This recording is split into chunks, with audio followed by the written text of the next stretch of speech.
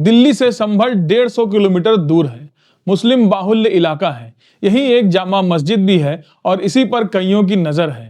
हम उनकी बात कर रहे हैं जो बाबर की गलतियों की सजा जुम्मन को देना चाहते हैं, जो नहीं चाहते हैं कि देश में शांति रहे, यूपी में शांति रहे। वे बस चाहते हैं कि दंगा होता रहे। 24 नवंबर को संभल में यही हुआ। पुलिस के साथ सर्वे करने पहुंची टीम पर लोग भड़क गए, पत्थरबाजी हो गई। पुलिस ने आंसू गैस के गोले दागे तो आक्रोशित लोगों ने पुलिस की गाड़ियों को आग के हवाले कर दिया। इलाके में तनाव है। अयोध्या, मथुरा और काशी के बाद अब संभल की बारी है। क्या बीजेपी और उसकी सरकारों को जनता ने इसलिए चुना है? सुप्रीम कोर्ट को क्यों नहीं दिखता ये सब? आज संभल में भड़क रहे दंगे की कहानी हम आपको बताने जा रहे हैं। आप देख रहे हैं द नेक्स्ट पोस्ट। मैं हूं ब्रिजेंद्र कुमार। बीते मंगलवार को ही संभल की जामा मस्जिद में सर्वे टीम पहुंची थी।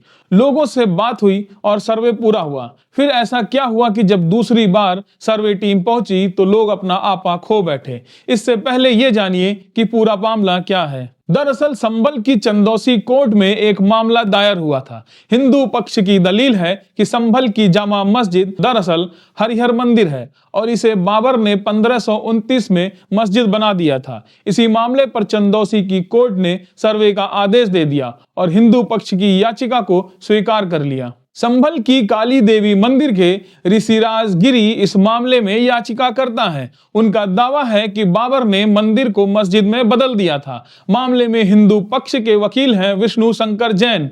उनका दावा है कि संभल में ही कल्कि अवतार होना है। अब आप सोच रहे होंगे कि इन्हें किसने बता दिया कि कल्कि अवतार संभल में भी होना है। लेकिन बीते मंगलवार यानी 19 नवंबर को जब सर्वे टीम पहुंची तब भी स्थानीय लोग इकट्ठा हुए, लेकिन सपा सांसद जिया उर रहमान वर्ग के समझाने पर वापस लौट गए। फिलहाल मंगलवार की शाम को सर्वे पूरा हुआ।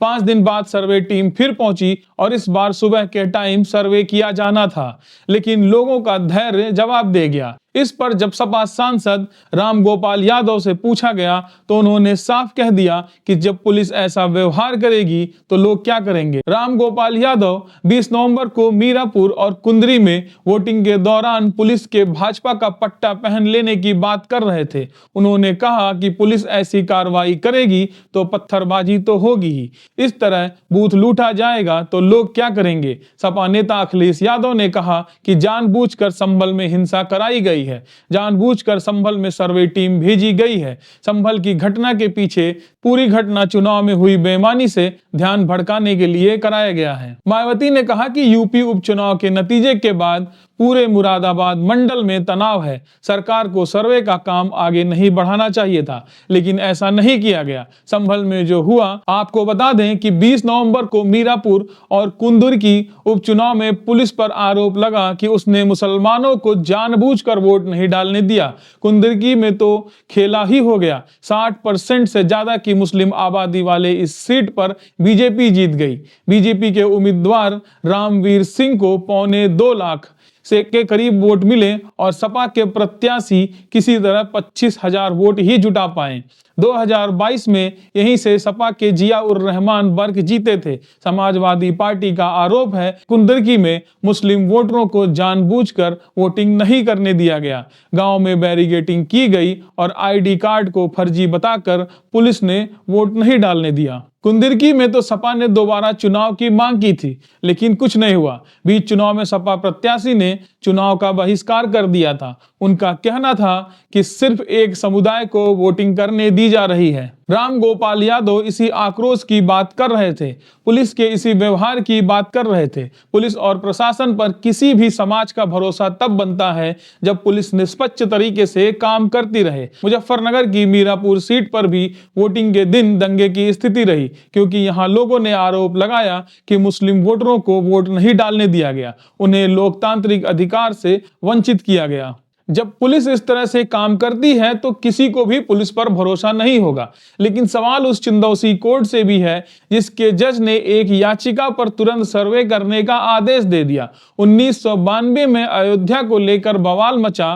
बाबरी मस्जिद पर हिंदुत्व के ठेकेदारों ने दावा ठोका तो 1993 में एक कानून बना। प्लेसेस ऑफ वर्शिप एक्ट 1993 यानी प्रार्थना स्थल कानून। इस कानून का मतलब है कि 1947 में देश की आजादी के बाद जो मंदिर या मस्जिद जिस हालत में है, जिस समाज की है, वो उसी हालत में रहेंगी। लेकिन अयोध्या के फैसले के बाद देश का माहौल बदल गया। पहले बनारस में ज्ञानवापी के मामले में कोर्ट ने हिंदू पक्ष को पूजा करने का अधिकार दे दिया और बाकायदा अब ज्ञानवापी में पूजा चल रही है। इसी तरह मथुरा को लेकर भी कोर्ट में मामला चल रहा है। वहां का भी शाही मस्जिद के सर्वे का मामला अदालत में है। इलाहाबाद हाई कोर्ट ने 14 दिसंबर 2023 को श्री कृष्ण जन्मभूमि और शाही ईदगाह मस्जिद के विवादित स्थल पर सर्वे की मंजूरी दी थी। बाद में सुप्रीम कोर्ट ने इस फैसले पर रोक लगा दी थी।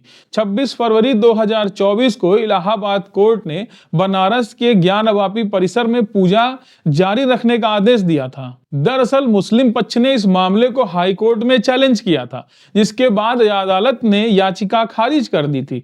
जस्टिस रोहित रंजन अग्रवाल ने कहा था कि देश से जुड़े दस्तावेज और संबंधित पक्षों की दलीलें सुनने के बाद हाई कोर्ट द्वारा जिला जज के फैसले पर रोक लगाने की कोई वजह नहीं है। 17 जनवरी और 31 जनवरी को सुनाए फैसले में वाराणसी की जिला अदालत ने जिला अधिकारी को प्रॉपर्टी का रिसीवर नियुक्त किया था और व्यास तहखाने में पूजा करवाने की बात कही थी। इस मामले में हिंदू पक्ष के वकील विष्णु शंकर हैं और यही महोदय संभल वाले मामले में भी हिंदू पक्ष के वकील हैं। अब आपको समझ आ रहा होगा कि दरअसल चल क्या रहा है। अब इस मामले को ऐसे समझिए कि ज्ञानवापी मामले में मुस्लिम पक्ष ने 31 जनवरी को जिला अदालत के सुनवाए फैसले को हाई कोर्ट में चुनौती दी, लेकिन हाई कोर्ट का फैसला आने से पहले ही प्रशासन ने तहखाने में पूजा शुरू करवा दी। शायद उन्हें बहुत जल्दी रही होगी। अब इस मामले में ज्ञानवापी मस्जिद का जिम्मा संभालने वाली अंजुमन इंतजामिया मस्जिद कमेटी सुप्रीम कोर्ट पहुंची तो कोर्ट ने कहा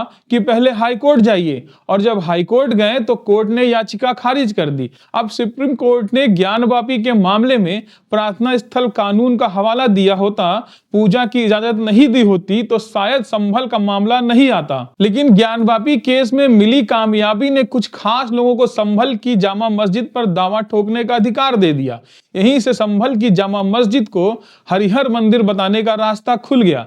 संभल में जो हुआ उसके लिए कोर्ट भी उतनी ही जिम्मेदार है जितनी कि ये सरकार। संभल का यह वायरल वीडियो आपने देखा होगा, जिसमें पुलिस कप्तान कृष्ण बिश्नोई पथराव कर रही जनता से कह रहे हैं कि अपने नेताओं के चक्कर में अपना भविष्य बर्बाद मत करो। लेकिन पुलिस कप्तान साहब उन हुक्मरानों से यह कहने की हिम्मत नहीं जुटा पाएंगे कि हर मस्जिद के नीचे मंदिर ढूंढने का नाटक बंद करो, देश की भविष्य बर्बाद मत करो। अगर कृष्ण बिश्नोई ऐसा करेंगे तो 1 मिनट के अंदर ट्रांसफर हो जाएगा। क्या पुलिस कप्तान को पता नहीं है कि देश में प्रार्थना स्थल कानून है? लेकिन नहीं, जब देश की सत्ता ही मुसलमानों को अपना दुश्मन मान बैठी है तो ब्यूरोक्रेसी से क्या ही उम्मीद की जाए। महाराष्ट्र के नतीजे के बाद नरेंद्र मोदी जब बीजेपी हेडक्वार्टर पहुंचे तो अपने भाषण में वक्फ बोर्ड का मामला उठा दिया। ये विधेयक अभी संसदीय समिति के पास है, लेकिन महाराष्ट्र के चुनाव से ही दावा किया जा रहा है कि इंडिया गठबंधन कितना भी विरोध कर ले, लेकिन भाजपा की सरकार वक्फ कानून का बदलाव करके ही रहेगी। दूसरी ओर वक्फ विधेयक को लेकर मुस्लिम चिंतित हैं। मौलाना अरशद मदनी की अगुवाई में दिल्ली से लेकर लखनऊ तक मीटिंग और बैठकें हो रही हैं। विपक्षी सांसदों का आरोप है कि संसदीय समिति में उनकी बात नहीं सुनी जा रही, लेकिन मोदी इस बात पर उतारू हैं कि वक्फ विधेयक पास करके ही रहेंगे। बीजेपी हेडक्वार्टर से मोदी ने कहा कि संविधान में वक्फ बोर्ड का कोई स्थान नहीं है। कांग्रेस ने देश की संपत्तियों को वक्फ बोर्ड को सौंप दिया। उन्होंने कहा कि कांग्रेस ने तुष्टीकरण के लिए कानून बनाए और इसका उदाहरण वक्फ बोर्ड है। अगली लाइन पे जरा गौर करिएगा। मोदी ने कहा कि 2014 में जाते जाते कांग्रेस ने दिल्ली के आसपास की अनेकों संपत्तियां वक्फ बोर्ड को सौंप दी हैं। जी हां, आपने बिल्कुल ठीक सुना, मोदी ने अपने भाषण में दिल्ली का जिक्र किया। 2 महीने बाद दिल्ली में चुनाव होंगे। महाराष्ट्र के बाद दिल्ली का नंबर है और संभल दिल्ली से दूर नहीं है। संभल में दंगा होगा तो दिल्ली के हिंदू भाजपा को वोट देंगे, इसलिए संभल का मामला गरमाया जा रहा है। यूपी उपचुनाव से पहले बहराइच में दंगा हुआ, अब दिल्ली में चुनाव है तो संभल की बारी है। चुनाव कहीं भी हो बवाल होगा, लेकिन सवाल सुप्रीम कोर्ट से है। आखिर कब तक हम मंदिर मस्जिद के नाम पर लड़ते रहेंगे? कब तक लोगों को अपनी मस्जिदों और घरों को बचाने के लिए हाथ में पत्थर उठाने पड़ेंगे? कब तक ये जिला अदालतें किसी भी मस्जिद के सर्वे का आदेश पारित करती रहेंगी? माय लॉर्ड, हस्तक्षेप क्यों नहीं करते? इसे क्यों नहीं रोकते हैं?